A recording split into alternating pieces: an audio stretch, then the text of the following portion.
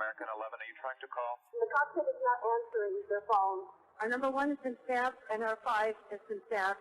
I'm going to call from Washington. I am in a situation with American 11, a possible hijack. What's going on, Betty? The aircraft is erratic again.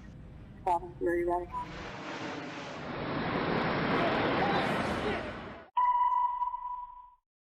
Betty, talk to me. Betty, are you there? Betty? Betty? A plane just What? The 737? What? Like the World Trade Who are you Center. talking to? Oh, God. Oh, my God.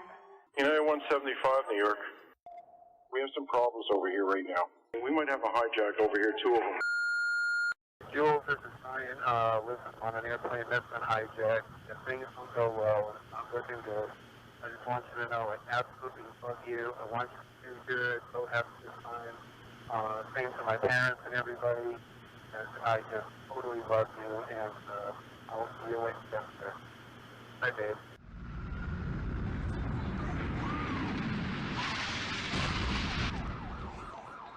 What are those people going to do?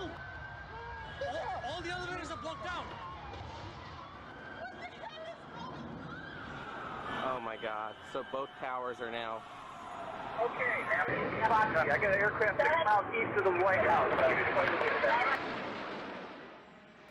Crystal City, just north of Crystal City. Just to the north of your town. Yeah, stop all departures. Pentagon just got hit. Don't for me that. God damn, I can't even protect my NCA. United 93, that traffic for you is 1 o'clock, 12 miles eastbound 370. Negative contact, we're looking, United 93. United 93, Cleveland, if you hear the center ident. Сега да, и примених седи, да бомба.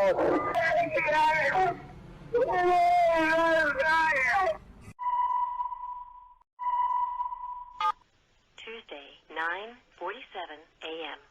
Hi, baby. Baby, you have to listen to me carefully.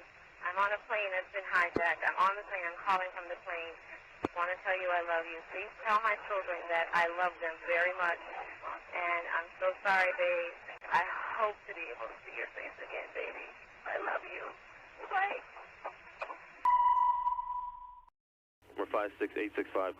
We have, I believe it is a Boeing 757. Can you see him up there, sir? That's confirmed. It looks like he's rocking his wings. Roger. He's rocking back and forth. We're 56865. I advise you stay away from that aircraft. Go north as fast as you can. United 93. Have you got information on that yet? Yeah, he's down. He's down? Yes. When did he land? He did not land. Oh, he's down? Yes, Down? somewhere up northeast of Camp David. Sean, it's me. I just want to let you know I love you, and I'm stuck in this building in New York. There's lots of smoke, and I just wanted you to know that I love you always. At number 2 World Trade Center, right. Lady was stupid in the walking. We're not ready to die, but it's getting bad.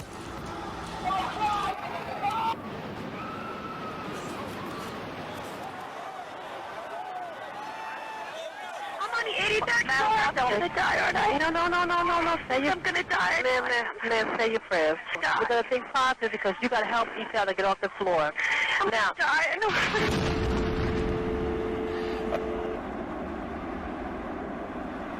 A new type of war. That's what it is.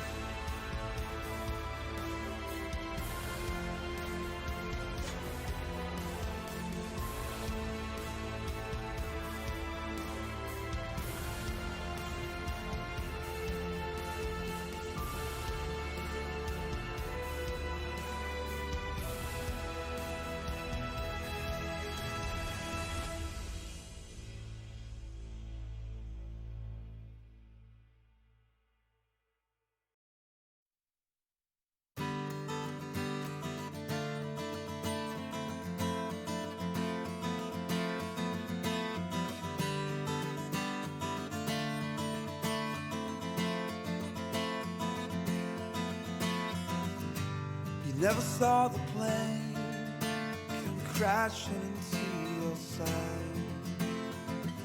To the fire and the flames and the smoke surrounding you. I love to hide, for you to just jump out. I love to hide, to die.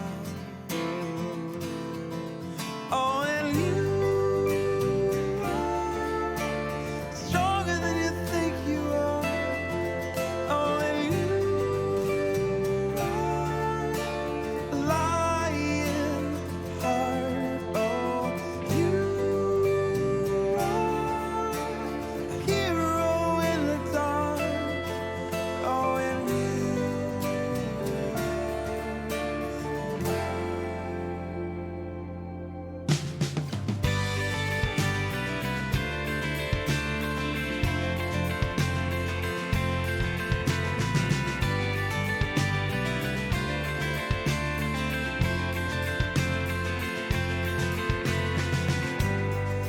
never knew the damage that was below. The empty rooms, the dead load, doors open and windows unshut. They ran rampant with a death touch. Oh, and you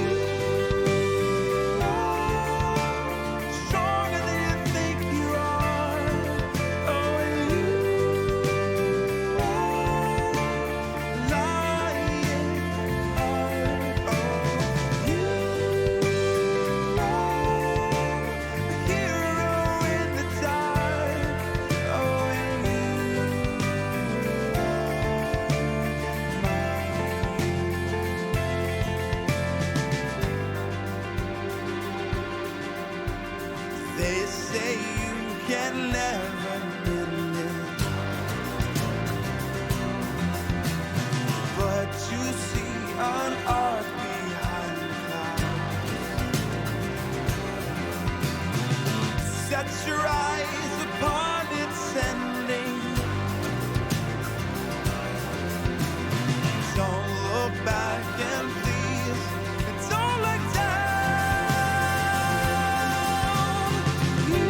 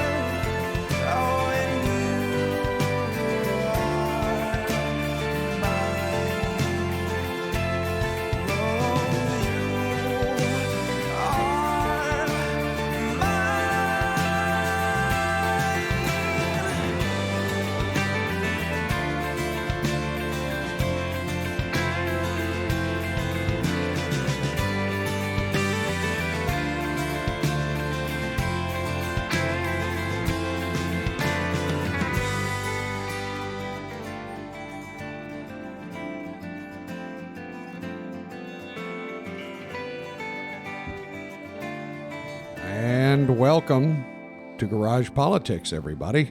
I'm Buzz Rankin, and I am the Common Patriot. And guys, it's a little special one this week because today is 9/11. We're recording a day early.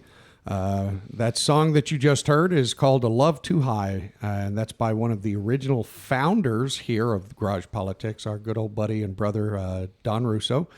Guitar Don, as you all knew him. And it was in remembrance of the September 11th attack. So It hits home a little bit, and that's why we're doing the show a little bit early, folks. And not going to apologize for the intro being as long as it was, because you see more and more that the images, it took quite some time to gather all those images. The images are being removed a little bit more and a little bit more and a little bit more. And if you look up in the upper right corner right now, you see where it says "Never Forget." And folks, that hits hard with Patriot and I and our families, because I never will. And it angers me, and it frustrates me, and it hurts a little bit to think that we as a society, I think it's clear to see that it's being forgotten. And it's and I'm not saying by everybody, so please don't take that in the wrong way and get offended that, oh my gosh, you're saying everybody. No. But you look at what's going on. We're reverting right back to the old ways that led up right before this transpired. So with that, we want to remind you guys real quick, before we do get cranking here on the show, you can visit us over on our website. And, oh, look at that. Patriots froze up just like he was on the website there. So, okay, moment of levity. Go on over to garagepolitics.com, or you could do .net. Either or. I don't know why we don't have to just throw it out there, but it is what it is, because for years we were .net, now we're .com. But you can check us out there. All the links to our social media sites, YouTube, Twitter, Facebook, Rumble. Go on over there, check us on out. Please, if you go on YouTube and Rumble, our ultimate goal is to get back live. Subscribe, just like Patriot just said. So that's going to be key. We're just going to do a little bit different this week because it is 9/11. We are in remembrance of that. We don't have a lot of segments or anything this week. Nope. We're not doing anything super flashy. Just going to talk. We're just going to do some talking, and it's a good chance and just to reflect and to go back. And I think Patriot's got, well, like he always does, he's got a lot of good points and stuff. So I'm going to pitch it on over to Broski and let him get boogieing along here. So, like Buzz said, that was a big theme on and immediately after 9/11. Never forget. Never forget. We're never going to forget how we felt at that moment. I mean, you and I were talking yesterday, leading up to this. It was sort of one of the reasons we decided to do this the way we're doing it. Right. That my wife and I had moved to New York. We were living in Rochester at the time. And I had gone up there for a consulting job. It ended earlier than expected, so I was in between jobs for a few weeks. And it just so happened that on the morning of 9/11, I was at home. I was sleeping in that morning. And my wife comes into the room frantically informing me that we are under attack. My mind basically exploded. I thought, right. Dear God, what's going on? Right. And then went down to watch the rest of this transpire. So I understand people, because this was an event in our lifetimes, I understand people who say they'll never forget where they were when John F. Kennedy was shot, or when Martin Luther King was shot, or Bobby Kennedy, or where they, it's those traumatic moments in our nation, in our world, in our lives that cement things in your mind. And so I wanted to do something just a little different, though. I want to... Let's call it, we're going to do sort of an overlay. I want to be clear, this week is absolutely not about politics. No. Now, there are going to be people who hear what I have to say and say, oh, that's all political. No, it's not about politics. I don't care what your political views are right now, because I'm going to do what we do a lot, however, is sort of take a view more from the founding generation, more from their view of America and what they had hoped for it to be. Sure. Right. And going back to this day when it transpired, I recall watching, and I mean, it was unity. that happened after this, because it didn't matter. And if everybody would take just a second to reflect on this, when 9/11 happened 21 years ago, as we all stood there in shock and disbelief, we watched the news. And even the next day after the initial day, once again, just disbelief. Everything was pushed aside. There were no Democrats or Republicans or conservatives or liberals.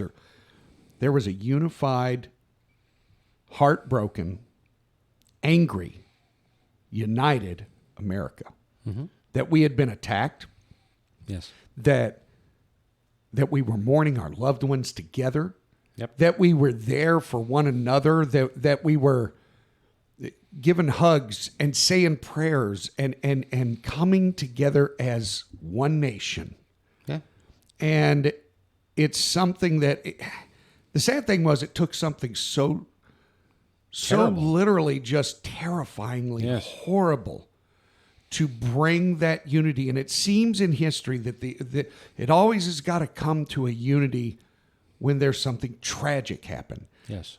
And my whole thing behind today, and my thought process on 9/11 as we sit here and we do this show today is why does it always take tragedy to bring us together, folks? Why can't we start waking up, realizing that we're Americans first and foremost, before you're a stupid political party or anything else, that you're an American, and that we want America to be what it's always been, which was the beacon of hope, the lighthouse that everybody sought, all these other countries, and they still do. Yes.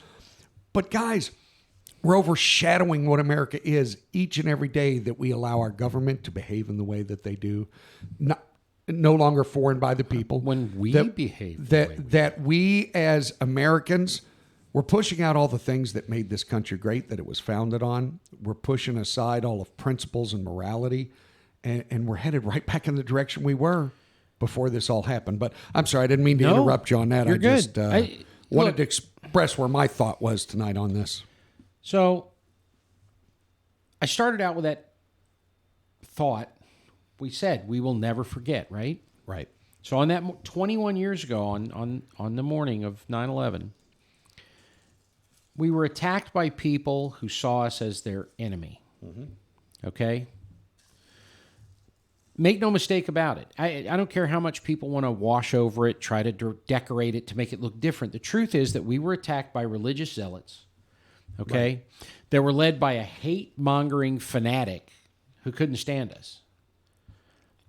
They wanted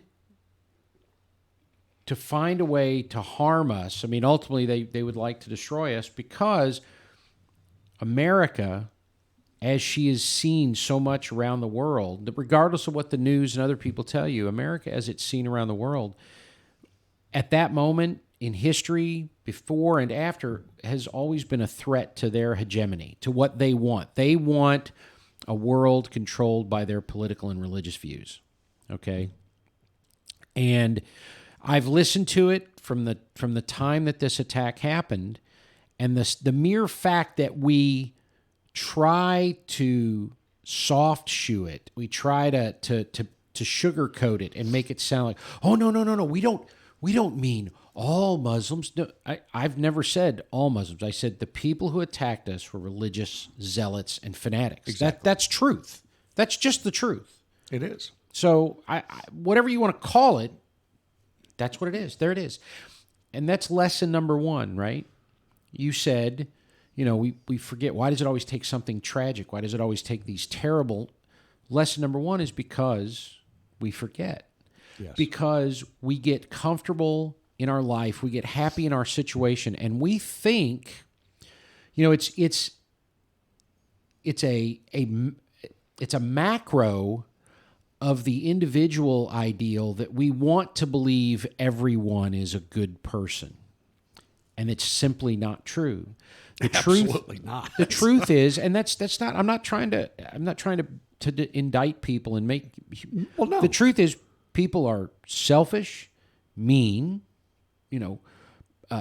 self-interested, self-centered, and some of them are outright evil. Well, and I think to expand upon that a little bit, if you think about it, it's It's in everyone's nature to have those traits. Yes. It's a valid choice that you can make to suppress those and ignore those and not act upon them. Just like anything else, we have this beautiful thing called free will. Our Creator himself gave it to us because he didn't want a bunch of clones and drones running around going, blah, blah, yes. You can choose to be selfish, or you can choose not to be selfish. Yes. You can choose to remember things, or you can choose to forget things. You can choose to do something wrong or to do something right. It's a valid choice, folks. And and the only reason I'm saying that is because it's lost in society. Everybody wants to pass the buck. Nobody wants to take blame for their own actions anymore. Oh, it's the government that did it. Oh, it's the school system that did it. Oh, it's the police officers. Oh, it's my parents are to blame. Oh, my siblings are to blame. No, you're to blame. You're to blame. You're the one that ultimately can decide what you want to do, what you want to become. Actually, you can wake up every day and decipher how your day is going to be. You can wake up in a crappy mood and go, well, it's going to be a crappy day. Or you can wake up, feel a little bit achy and go, you know what, I'm going to make a good day out of today, and you can make a good day. Yep. But it's a valid choice, guys. It's a valid choice. So everything that you just said, Patriot, those are all decisions that can be controlled. Well, and this is lesson number 2, right? Lesson number 2 is this. And if you... I like lessons. You know how I am about books and information. So if you want to read the really expansive view of this idea, read the book The Vision of the Anointed by Thomas Sowell. I started. The funny thing is, you know how I am. Okay. I think anybody that's ever listened to the show knows I'm not the biggest reader, but Patriot does encourage me once in a while, and I go, all right, I'm going to read it a little bit. So I have read that, and it was a lot of really neat info in it. It was a good book. One of the sort of core concepts there, and I'm obviously just sort of paraphrasing it, looking at the way that I was sort of, looking and how we were brought up to look at this stuff. Yes. You really have 2 sort of views of the world, right? And you can separate most of your political views and your government systems and all this into these 2 views. There's the view of the elites, right? And that's not indicative of whether it's left, right, Democrat. The elites, the people who believe that they are smarter than everybody else, they need to control everything. Their view of the world is, with the proper amount of training and indoctrination, we can get mankind to behave the way we want them to behave, right? It's the idea of utopia. It's the concept that, if we take away your gas vehicles, this is just and one only little. because we've been if we take away your gas vehicles and put you in electric vehicles, or if we take away your personal vehicles and put you in mass transit, if we get you to live here instead of living there, if we make you understand you can't say certain words, they believe with the right amount of indoctrination that the world can be a utopia and everybody will be happy. Right. That's view number 1. View number 2 is what I've always called, and this is not the proper term for it, but what I've always called the fatalist view. And that view doesn't mean, oh, that's it, everything sucks and you're just going to die and so don't even bother. No. Sure. What it means is understanding from the beginning that the world is broken, that human beings are broken, that try as you may, even when you really want to give everyone the benefit of the doubt, the truth is you have to be prepared for and understand that there are bad people in the world. There are people who will not fight against their lesser angels. Okay? They will absolutely take advantage of greed and theft and control and anything else. Okay? They will do whatever it takes to get what they want or to feel good or to make themselves better, whatever it is, right? And when you learn to understand that, then you understand that things like the concept of, I'm going to say this because I actually practiced to make sure I got it. So, si vis pacem para bellum, right? Okay. Now, I've heard that pronounced differently. You even said that with an accent. But if you want peace, prepare for war. Right. Reagan's adaptation of that maxim was peace through strength. Now, it's always interpreted, oh, you warmonger. No, it's not being warmongering. That's not the point. The point is you have to understand whether it's in your community, in your state, in your country, or the world stage, there are bad actors. There are Castros and Maos and Stalins and Hitlers and Mussolinis, okay? Always, there will always be, there have always been those people. Yes. Now, you can make a choice to look at the world through worldview number 1. Well, if we indoctrinate and talk enough, and if we sit down and discuss with them and show them that we really love them, they'll be nice. And if we hug enough, they'll be loved throughout the whole universe. And what we're finding out right now, based on this second lesson, this idea of these two worldviews, is what's going on with our relations with China and other nations, okay? If you show weakness, the world will take advantage of you. Sure it will. It will absolutely take advantage. Absolutely. And whether that's at school and the bully decides that you're an easy target because you're a nice person, or sees you as weak or less than or whatever, that's not society's fault that person has decided they're going to take advantage of people who are weaker than them.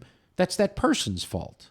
Right. That's their fault. Yeah. So now this sounds like I'm having a political discussion, but I'm not. What I'm saying is in line with what you stated earlier, your question about why does it always take a terrible...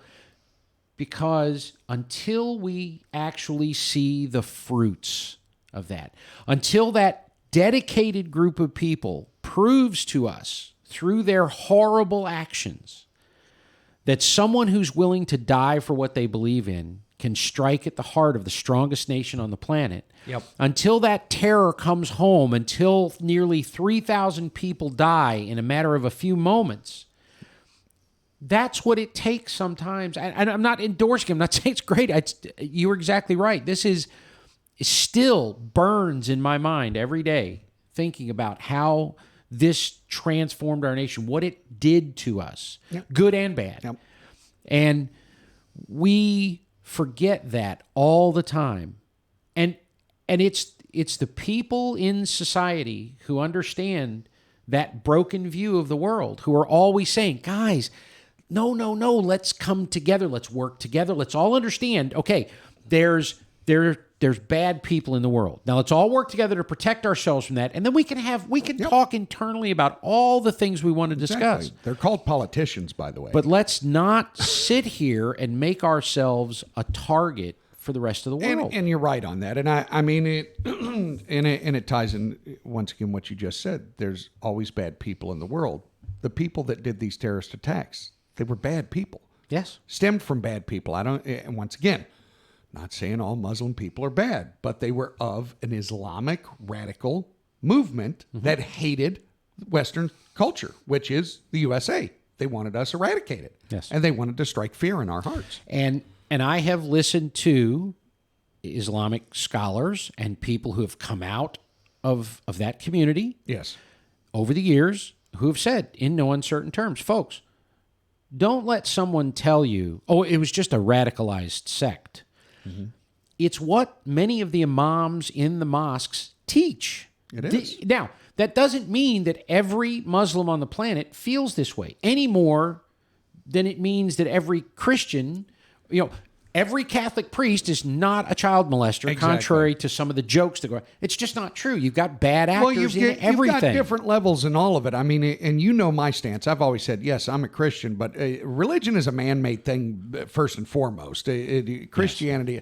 But the whole thing is, there's good and bad seeds in every single religion there is. Yes. Christianity, we get people all the time that give us a bad name because they're over the top, ridiculous. What's that nutsoid church? The Westboro Baptist Church. Oh my gosh, those people are Fruit Loops. But see rule number 2, right? The world is broken. The world is broken. People are broken. Fracture. And so I don't care where you put them in. Put them in any costume you want to put them in. Well, these are Christians. These are atheists. These are Muslims. These people. It's broken. There are bad people every place. Period. Okay? So as long as you understand that first, that second rule there, it gets a lot easier to deal with some of those things. Okay. Now, back to our point. Never forget. Guess what? You said it in the opening. We forgot. We forgot in a million different ways already. You see it daily. But we forgot, and before we go forward with some of the other ideas, I want to make a couple of points, right? Because I've listened to this over the years since 9/11. I've listened to people say, "Well, it was our fault. We were invading their homeland. We attacked their people. We killed their people. We made them evil. We made them bad. They were angry because we did." No, I'm sorry. Look, I feel bad Tying that that's into what the excuses again. I feel bad that's what you believe, okay? The truth is those groups of people wanted us to hurt. They wanted to show us that they could control our destiny through their actions. They wanted to show us they were powerful, and so that's why they undertook those actions. You know? So our founders, now here's another thing I've heard over the years, that, oh, we're too interventionist. We're too, we need to step out of all of this. And Ron Paul and a lot of others have said various things about this. And what they amount to is isolationism.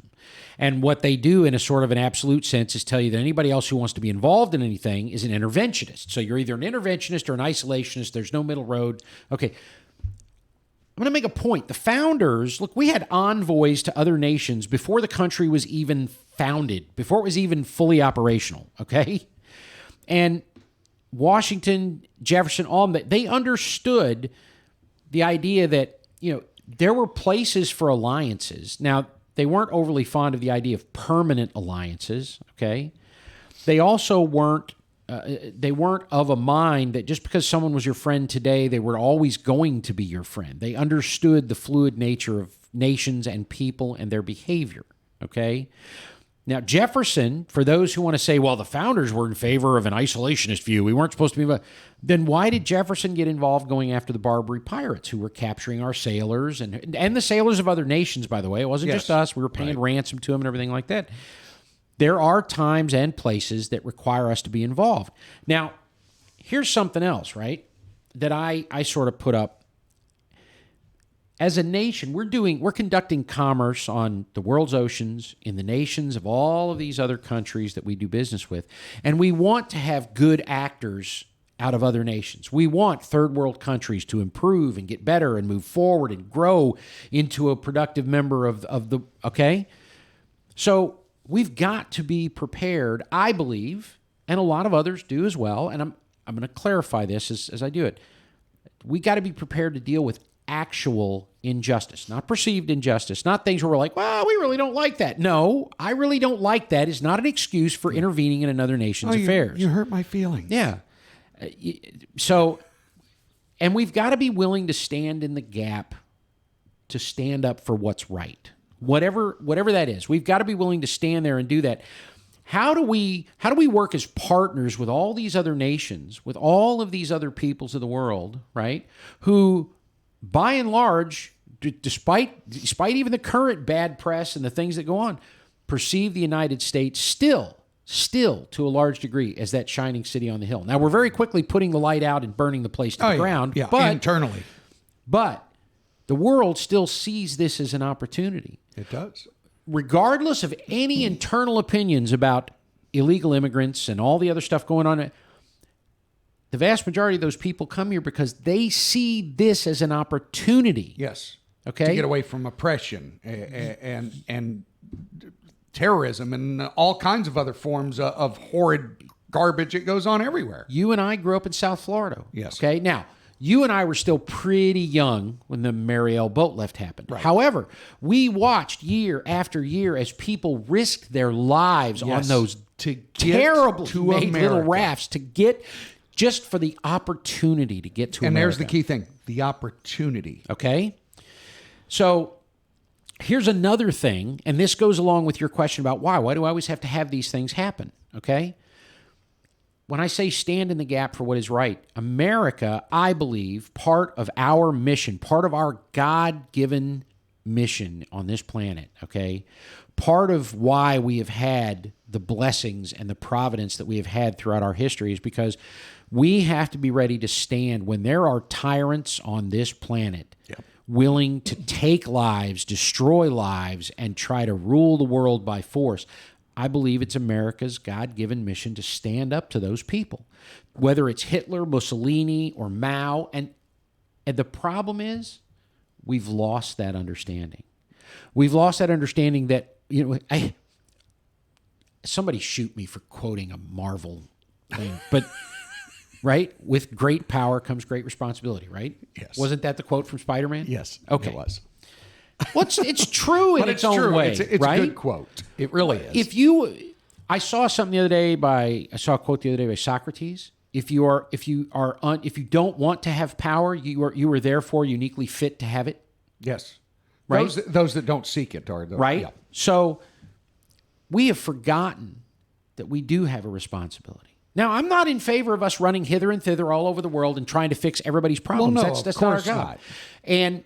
And I think that there was a certain amount of misguided nature when it came to the idea that you were going to bring, quote unquote, democracy to the Middle East. Now, I think there are an awful lot of people in Afghanistan that would say, hey, wait a second, we were living pretty good lives here until you guys decided to leave and let the Taliban back in. Yep. Now, but there's a question there about how long, how much, at what point are you responsible for your own freedom? And there has to come a time where it's your nation, guys. Yep. You got to stand up and take care of things. Just like our founding fathers, the original patriots of this country stood in the gap. Yes. Stood up and did what was right to Yes. make sure that they secured our republic. So That's right. you got to do that within your own countries. The beauty is they want us to help them. That's fine. That's the awesomeness of America, that we can help, Yes. but we can't do it all for you. You, like you just said, you have to stand up at some point and take control and lead your own. And one of the key points is we cannot solve everyone else's problems to the detriment of our own country. No. Okay. Now, I'm not saying we don't make sacrifices. Which seems to happen an awful lot. Well, I'm not saying we don't make sacrifices. Okay. The world is rife with, cemeteries and that full of dead Americans who sacrificed for freedom and for doing the right thing. Okay. That's not what I'm saying.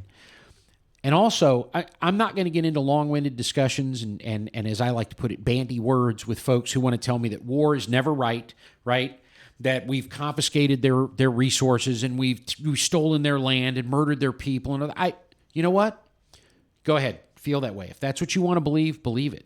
Okay, but I just think that it's important for us to remember we've got a role in the world. We've got a responsibility. We've got we live in a country full of blessings. Okay. And I think there are millions of Americans and other people around the world who see that the same way that I see it. I could be wrong. Maybe I'm the only person on the planet who believes that. But anyway, I wanted to get those points out. So today, I said earlier, this isn't about politics. If you think that what I'm talking about right now is politics, you don't listen to a lot of political shows. It still staggers me to think 2,977 people, just in a matter of moments, basically, right? Over the course of a morning, 2,977 people perished. 2,753 in the World Trade Center and the surrounding area, okay? 184 at the Pentagon, 40 in Pennsylvania, and that included the 265 crew and passengers on the planes. You see higher numbers. I do not include the hijackers. They were murderers, and I'm not going to include them in the total. And I don't apologize to that for anybody. So, and we sort of forgot, folks, that what this day was about. Now, I know it's not perpetual mourning, but we have a tendency to forget, as we do with Memorial Day and certain other aspects of our history, Pearl Harbor Day, we forget that these moments were founded in national mourning. That's M-O-U-R for some of you people who don't necessarily get the word. Sorry. We get a lot of that. You see a lot of that in today's times. So we forgot about that. And don't tell me we didn't forget. Oh, no, we didn't forget. No, we didn't. No, we forgot. We absolutely forgot, okay? We have no sense of pride in ourselves, okay? No unity for the evil that was perpetrated against us. We don't come together anymore for that. We have forgotten the purpose of this day. And folks, it's not to remember how awesome America is. Actually, I think it's just the opposite. I think it's a time to remember that this happened for a reason. We forgot the feeling of oneness that we shared that day, what you commented about, Buzz. That idea that for that brief period of time, and really if you think about it, if you think back to it, right? 9/12, the next day, man, you want to talk about a unified America. For a very brief period of time, we were unified until the questions and the assertions that, well, it might have kind of been our fault, and all the other stuff kind of got started. But for a short period of time, and you saw it in the video that was there on the intro, right? People of all colors, all sexes, all nationalities, didn't matter. You know, if you look, they're all covered in dust. In some cases, it's hard to tell who's what. And nobody cared. Nobody cared. They were New Yorkers. They were Americans. They were hurting. They were injured. They were grieving. And we all just came together and we all collectively put out a big family hug and said, let's get through this with each other. Let's deal with this. We know you're hurting. You've lost your family members. You've lost, we stood up with tears in our eyes and pride in our heart when we saw the firefighters and the police officers and the people just risking their lives. No questions. No questions. Just doing. And those are the moments. See, these are the things that become part of your national pride. It's become something where people think that that's evil to have pride in one's nation, pride in one's culture, heritage, our history. And we forget that it's the people who've gone through that, who've witnessed those acts of heroism and sacrifice and dedication, those are the people that remember those things. Yes. They remember them because they understand how tragic and awful they are. They understand the just heartbreaking, heart-wrenching horror at the idea that these people who just got up and went to work had no idea that that would be their last day on earth. No. And gone. And their families were left wondering what's happened. Why? And to even consider for a moment that we should overlook these things, the horrible things. That's the problem. Trying to cancel history, erase history, forget history, ignore history is the worst thing we could do. Even the tragic parts of the bad things of our history. Yes. It's one of the life lessons, and this is a life lesson they always try to erase nowadays with everything going on as well too. You learn from the bad. You develop and evolve and become better so that you don't repeat those mistakes. Lesson number 3. Boy, it's amazing how I keep tying into your Great lessons. segue. Look at that. Right? Lesson number 3.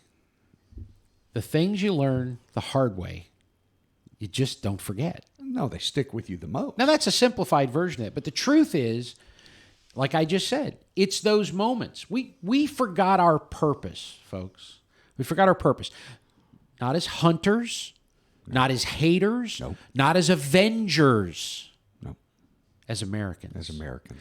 We forgot that despite all of the best efforts today of the media and others to try and make it sound like that's somehow wrong, shameful, that we should see our heritage and our history, that we should look upon our heroes and that we should feel guilty for that. That we're not, and how many times have we heard this over the years? We're not better than everybody else. I didn't say we were better than everybody else necessarily, but we're better than everybody else. What I said was, we as a nation have a history of rising above the tragedy, rising above the hard time, meeting the challenge, standing in the face of it. And you are 100% correct, right? When we went through all that stuff in 2020, all the riots and the take down the statues and this and that, folks, it's that hard lesson that makes you remember. It's that lesson that you stand each generation in front of it and you say, look at that. No, don't turn away. Look at it. Yes. It was terrible. It was. It was wrong. You take the children of every generation and you stand them in front of slavery, and you stand them in front of Jim Crow, and you stand them in front of World War II, and you say, look at the horror of this moment. This was wrong. Yep. Okay? Some of those things we were on the wrong side of at the time. Absolutely. Some of those things we were on the right side of. Guess what? The world was on the wrong side of slavery. Always. Yes. Okay? From the beginning of time, practically. But you don't erase it and act like it never happened. No. You make everybody stand there and look at it and you say, and guess what? Here's what we did to rectify it. To learn from it. And we're never going to permit it again. You betcha. Okay? But now by erasing anything, yes, is the dumbest thing you could do, because then once it's gone, any remembrance of it, any teaching of it, any history, there's nothing to teach. And now you open it up for a repeat cycle. You open it up because there's nothing reminding people how tragic, how horrific, how wrong it was, so that we continually learn from it and continually seek to do the right, to never go back to that again. You know, as a young kid, I was pretty compliant. And so I took things... You? Yeah. I just took things... I wasn't. The way they were handed to me when I was a kid. And so when people said, you know, when I heard the quote, those who do not learn from history are doomed to repeat it, it was like, well, those who do not learn from history are doomed. Okay, got it. And you remember the little thing and you move along, right? And then as you grow to adulthood, you start to see the examples and it makes you understand, right? It makes you understand. So lesson number 3 was about learning things the hard way. Lesson number 4 is the idea that if you don't learn from those things, it's going to happen again, folks. If you don't learn from the bad thing, and here's something that we learned from 9/11 that I bet most people didn't actually pay any attention to. Can you name one thing for me that we learned a lesson about that came out of the 9/11 attacks? Give me one example of something that came out of the 9/11 attack. Something good that came out of it? I didn't say good, bad, or indifferent. Just something. Okay. Name something that changed in our world because of 9/11. Oh, just over at the airports and everything, the security levels went up. TSA. Right? TSA evolved beyond anything it ever was. Okay. New security measures at the cabins and stuff about flights, them not opening up regardless of what's going on. So a lot of stuff, and I mean, good ways for protection, but it also impacted everyone. Yes. How about the Department of Homeland Security? You betcha. That evolved because of 9/11. How about all the security at the ports and travel restrictions and new rules and all of this stuff, right? Yep.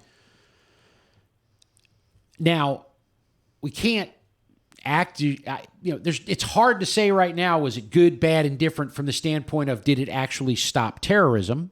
No, because we were stopping 80-year-old white women. But what I'm saying to is... say, hey, you might have a bomb. From my view and my travel, I look at it and I think, man, what a waste of time. You're profiling the wrong people. Oh, he said profiling, exactly. And right. that's profiling my whole point. The wrong people. And the thing is, Grandma is not the bomber. No. Okay. Anyway, I'm not going to linger on that. No, that's a whole nother show. But let's talk about something that we learned or should have learned. Should have learned, okay. Let's put it that way. We should have learned from 9/11 that maybe we didn't, okay? Okay.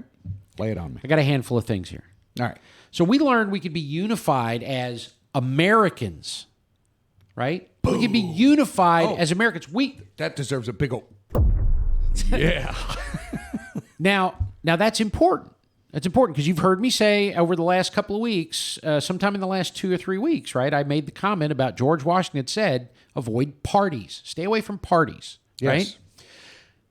He wanted us to be Americans. He wanted us to be focused on what's good for America. Now, you've got your politics in your state, right, that you can be concerned there. You have your own state constitution. You have things that go on there. You have powers delegated to the states that are not to the federal government. But on a whole, have you ever heard the adage that politics ends at the water's edge? Have you ever heard that? Okay. That was really the way that we as Americans, even our politicians, sort of viewed things going back well before you and I, well before our lifetime, actually. Even after we were born. Sure. But there was this view. It's like you and I said recently on a personal level.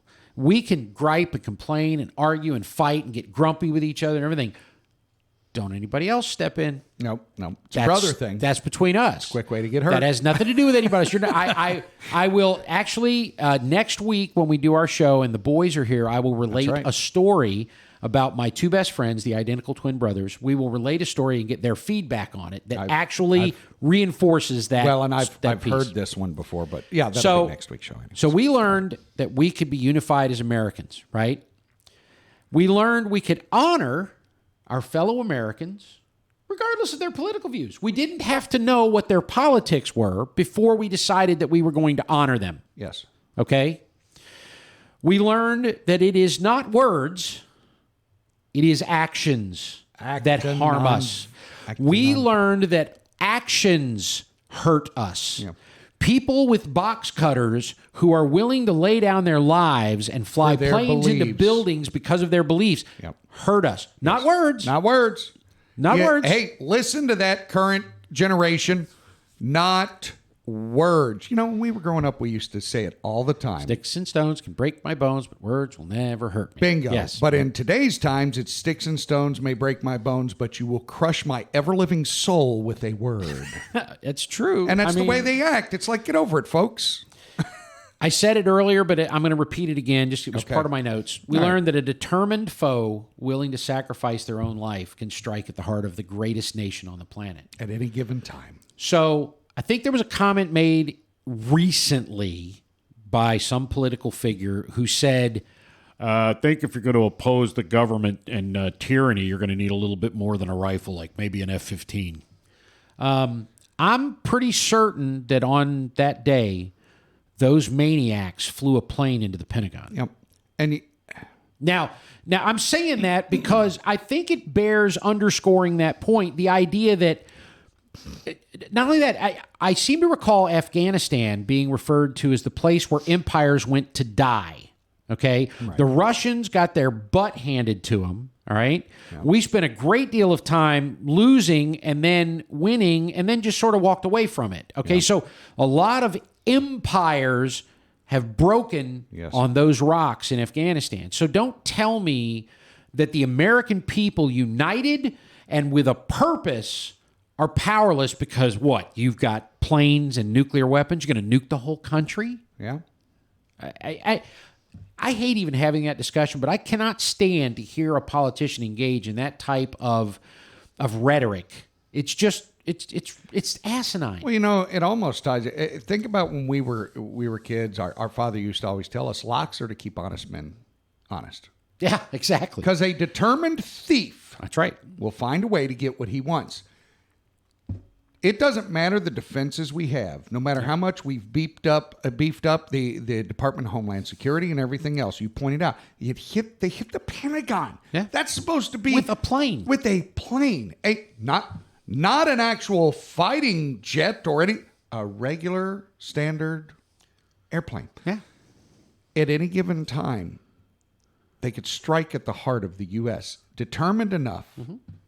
Bound enough to with their beliefs and what they want and to do harm. Yes. You already see it a lot of the time where everybody's so focused on, gun violence. Guns don't kill people, folks. People kill people, and they're evil people.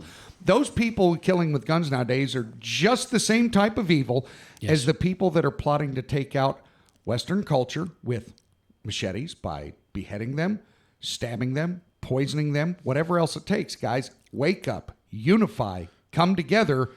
Don't forget. Let's go back and look at what we're remembering so that we don't let that kind of garbage happen again. We've got people who think now because we've tightened up the TSA and we've got the Department of Homeland Security and there's, they've got all kinds of things now. Plane would never get near the White House or the Pentagon or the Capitol. No.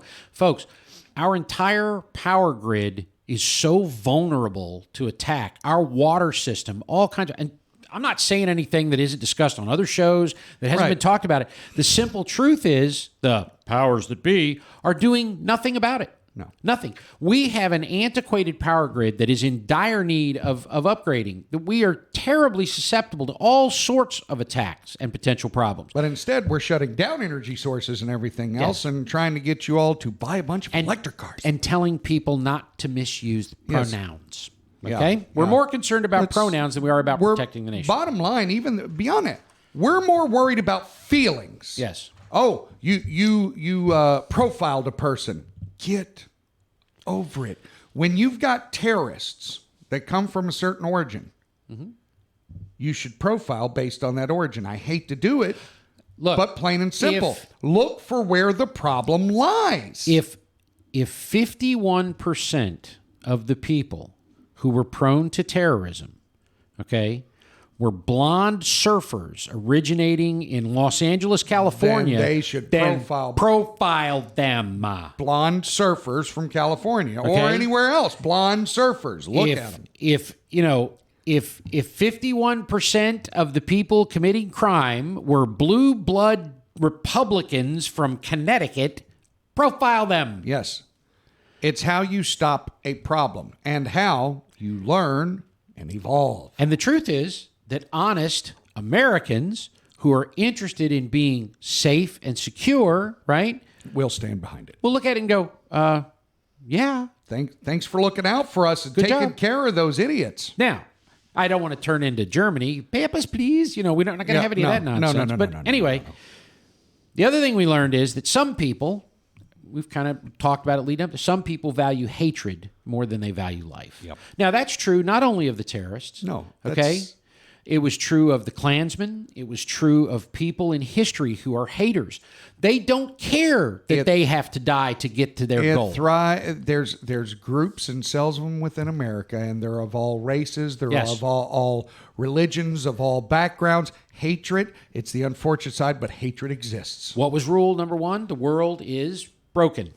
Right? The world's broken. It's full of people who hate, right? Here's the next thing. We understood on that day, if only just for a very short period of time, a matter of a few days, maybe a couple of months or whatever, we understood that freedom isn't free.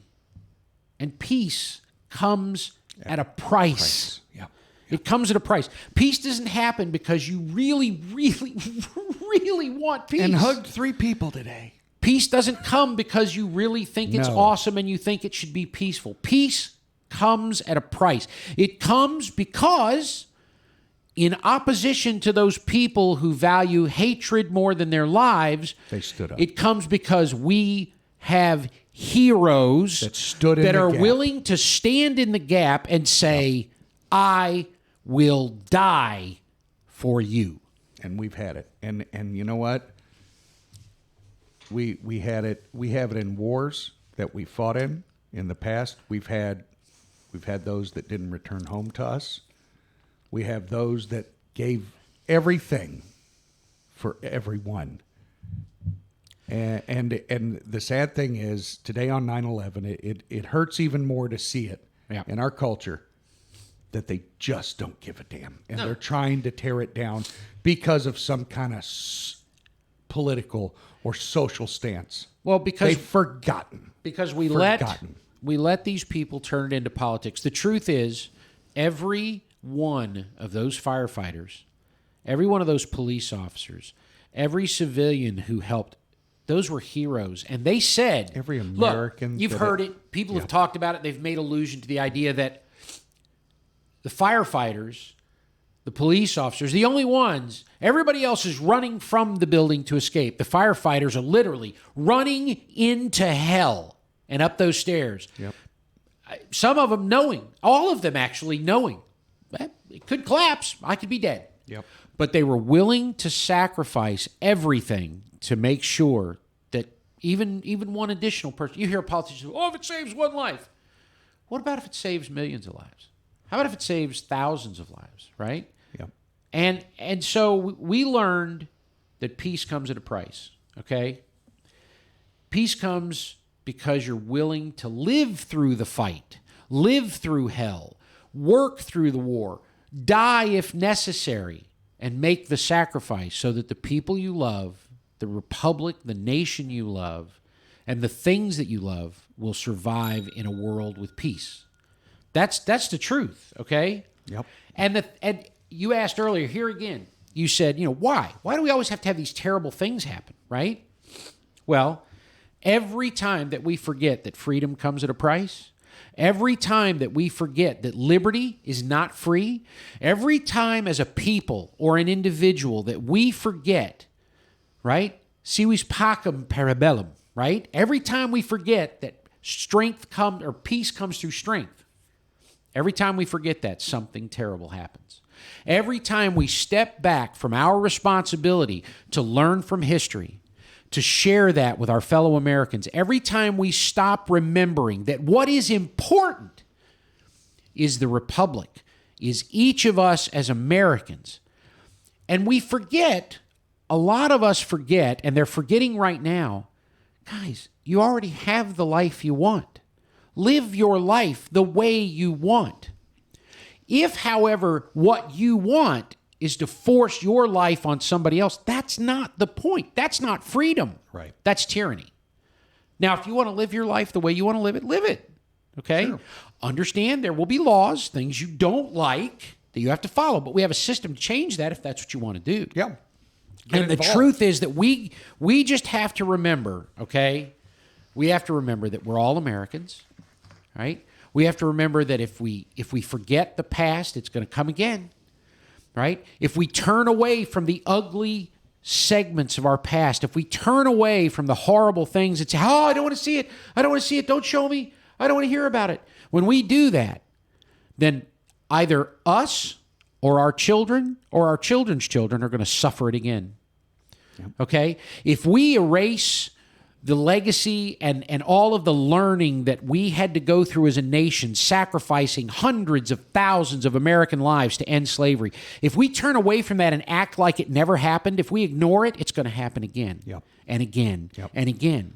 If we forget to understand that what we needed on 9/11 was to come together as Americans, if we continue to live in this world where we think that we are entitled to tell other people what they can and cannot say, if we become a kind of people who are unable or unwilling to hear difficult things from other people and to reason it out and understand that it's okay if we have different opinions. It's betcha. All right. Yeah. It's okay for you to believe in gay marriage and I don't. It's okay for you to believe in certain things that I don't believe in. It's okay for you to be an atheist and me to be a Christian. It's okay if you're black and I'm white. It's okay if you decide that you want to raise your children differently than I raise my. It's all right. Because all of that actually ties into one of the things that of modern view is it's our differences that make us unique first and foremost. Yeah. But actually binds us together, the beautiful melting pot of America. You had the Irish and the Italians and Scots and black and white and Chinese and Koreans and everybody wanted to come to this wonderful melting pot of America and have the opportunity for freedom. And guys, it's still the greatest nation in the world, but we gotta go back to remembering, not erasing, remembering. Never forget. Today is 9/11. Never forget. No. Bring back that feeling. Go back to when this happened and bring back that emotion that struck at the very core of who you are. Yeah. You are an American first and foremost, and let's get back to being Americans, folks. And take some time, take a moment every day to remember that it's okay for the guy next to you to be different. It's okay for the woman across from you at work to have a different view. And quit trying to sway them otherwise. It's okay. It's all right. And remember that despite our differences, we're brothers and we are sisters. This is our home called America. And we are all, despite the fact that we have differences, your brother's different than your sister and you're different than your uncle and everybody's... We're still Americans. We all live in the same house. First and foremost. Okay? And the fact that you've got your own room in California and I've got my own room in Florida and this one's got their own room over in North Dakota. Hey, it's okay, guys. And I got news for everybody. Hey, baby, we all one race. We're the human race. Plain and simple. That's it. This is... Bottom line, guys, remember. You know what, Buzz? What's it? I don't want anybody thinking, this is not Pollyannish. I'm not saying life is perfect. And I'm not saying that we get along every day. Look, you and I fight. At least once a week. This happens. But it's as long as you remember at your core, Okay, and I'm gonna go a little off the reservation for a moment. As long as you remember at your core that you are a child of God, each and every one of you. That's not going off the reservation, you are baby. created. That's back to the reservation. I love the statement in the Bible where it says you are fearfully and wonderfully made. Yeah. You are an amazing creation of God. Yeah. That doesn't mean you're perfect in every way every day. We all have our little problems and faux pas and things, but man, God made you for a reason, and he put you in America for a reason, and we need to make the most of that, to make this the place that the world envies. Not in a bad way, not in a greedy way, but because we want everybody to look at us and go, look how they do it. We want to do that. That's awesome. Look what they're doing. Amen to that. That, folks, is the final lesson of 9/11. We are and should be the shining city on a hill. The reason that people came after us, they wanted to put that light out so badly that they were willing to die. They were willing to give their lives for their ideology, and they wanted to make sure to show the rest of the world, hey, there's nothing special about them. And folks, I beg to differ. There is, there should be, and hopefully it will continue to be for the remainder of my lifetime and beyond. So God bless you. Thank you for listening. If you've been here this whole time listening to me rant and rave. And before we go, I want to say we're not going to do a different shout out this week, but to the families of 9/11, those who lost, that are still going through it, to the firefighters and the police officers and the first responders who gave their lives, to their families, to the firefighters, to those who worked at Ground Zero and other areas and are still suffering through illness and just everything that they've had to deal with. God bless each and every one of you. We love you, and our hearts and our prayers are with you. Absolutely. And just one more reminder before we sign off here, folks. If you haven't checked us out before, head on over to garagepolitics.com. Check out all of our links, all our social media outlets, Twitter, Facebook, YouTube, Rumble. Go on YouTube, go on Rumble, like, subscribe, leave a comment, whatever you want, guys. But we need those likes and we need those subscriptions so that we can eventually make this a live show. Once we hit live, guys, we're going to be going to where you can call in. We can have live conversations here, and at that point, we're even going to be taking it up to a little bit longer show than we currently do. So check us out at the website, guys. Keep in mind, to this week's lesson, never forget, guys. Never forget. Let's get back to being Americans first and let everything else fall into place after that. Amen. So with that said, God bless you all. Thank you for listening. We love y'all, and until next week, we'll see you in the garage.